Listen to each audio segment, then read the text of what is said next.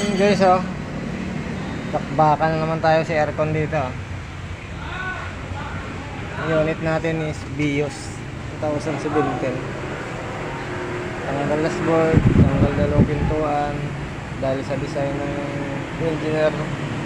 Ganyan yung procedure na pag general cleaning ka ng aircon. Yan, oh. Worse. Ano pa yung bracket sa dashboard, eh. Hindi na tubo na bilog, eh. Angle bar na yata ito, eh. China. Develop sa China yan. Ang ganyang style. Hindi katulad ng lumang Bios. Japan yan, eh. Develop ng Thailand.